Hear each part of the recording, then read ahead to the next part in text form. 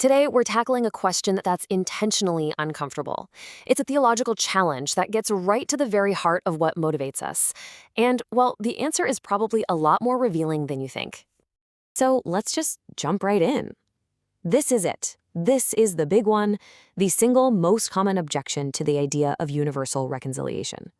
I mean, the logic seems pretty straightforward, right?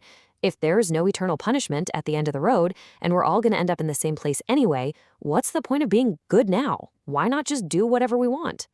Okay, but here's where the whole thing flips on its head. Within this specific theological framework, that question isn't seen as some logical problem you have to solve. No, it's actually seen as a diagnostic tool. Think of it like a spiritual EKG that shows you the real condition of the person asking the question. And this is the diagnosis it gives. The question is basically an unintentional confession.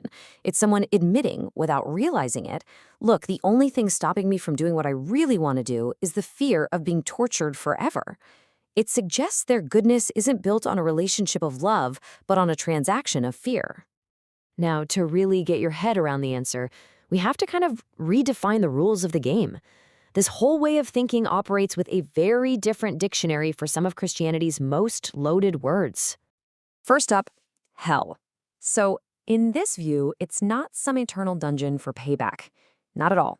It's a refiner's fire. Or maybe a better way to think about it is a surgical theater. The point isn't endless punishment. The point is to painfully burn away everything that's wrong to save the actual person underneath. And that, of course, leads to a whole new idea of justice. It's not about retribution, an eye for an eye, trying to balance some cosmic scale. It's all about restoration. In this view, justice isn't actually served until the one who did the harm is healed, the victim is made whole, and the whole situation is made right again.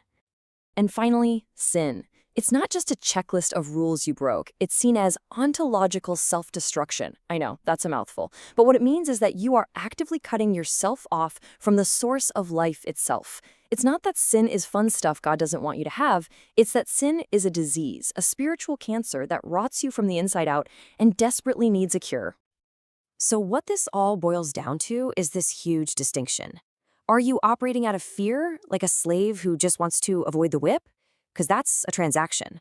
Or are you motivated by love, like a son or a daughter who actually wants what their loving parent wants for them? Because that is transformation. There's a parable that just perfectly nails this difference in motivation. It's a little twist on a story you've probably heard, but the twist makes all the difference. So, picture this. You've got a father with two sons. The younger one takes off, blows his inheritance, lives a reckless life. The older one, he stays home, he works hard, he's dutiful, he does everything he's supposed to. Then one day the father says to that older son, "Just so you know, I am going to find your brother. I will stop at nothing to bring him home and restore him. He will not be lost forever." And you'd think the older son would be happy, right? Relieved? Nope. He completely loses it. He throws down his tools and just screams at his dad. He reveals that all his good behavior, all his obedience, was just a down payment. If his wild brother gets the same reward in the end, then all his suffering and slaving away feels totally pointless. He feels like a chump. And the father's response, it's just this incredibly sad diagnosis. He says, "You were never here because you loved me or my ways. You were here because it was a contract. Your body was in my house, but your heart was secretly out there with your brother, envying his rebellion, and you only stayed because you were scared of what would happen if you left." And that, right there, is the whole point of the story. The question, if everyone is saved, why not just sin? That's the voice of the older brother. It's the cry of someone who thinks of themselves as a slave, someone who doesn't see goodness as its own reward, but just as a miserable price you pay to avoid something even worse. But okay, hang on. This raises a really important question, right? What about real evil? I mean, monstrous evil. What does restorative justice look like for a dictator or a mass murderer? Does everybody just get a free pass into heaven? According to this framework, absolutely not. No way. Reconciliation is not the same thing as amnesty. It's not cheap grace. Judgment is very real, and it is absolutely necessary.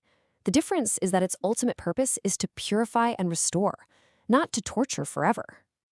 So what does that judgment look like? Well, the lake of fire gets reimagined as a truth chamber. The fire isn't literal flames licking your skin.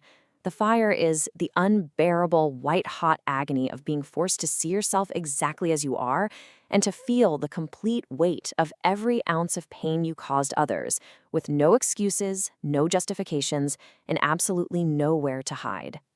So here's how it works. Judgment makes this critical separation. It separates the human soul that God created from the monster, that false, sinful identity that a person built around themselves. That monster is what gets thrown into the fire of truth. It's held there until it is utterly, completely annihilated. And what's left, once the monster is gone, is the original human soul, finally saved and set free. Let's take an extreme example. A tyrant doesn't just get to waltz into heaven as a tyrant. That hateful, murderous identity that called itself the Führer, that has to be totally burned away. The fire destroys the prison of evil so that the human being who was held captive inside it can finally be saved. So let's circle all the way back to the beginning. What does this all mean for that original question? And maybe more importantly, what does it tell us about ourselves, right here, right now? You see, what this whole idea does, effectively, is it takes the gun away from your head. By guaranteeing that everyone is ultimately saved and reconciled, it removes the slave's main reason for obeying, fear. It basically puts you right back into the spiritual condition of the Garden of Eden. You are safe, you are loved, there's nothing to fear. And that leaves you with the ultimate diagnostic question, the Eden test. Now that the threat is gone, now that the gun's off the table, what do you really want? Do you find yourself wanting to run to the Father because you see that He is good? Or is your first impulse to run for the forbidden fruit, proving that deep down you bought the lie all along, that life is better somewhere else? And that's the whole journey, right? In this view, the goal is to grow up, to mature from a slave into a son or a daughter. It's to get to the place where we don't choose what's good just to avoid the fire. We choose goodness because we've actually tasted it, we've experienced it, and we've found out for ourselves that it's the source of all life and all joy.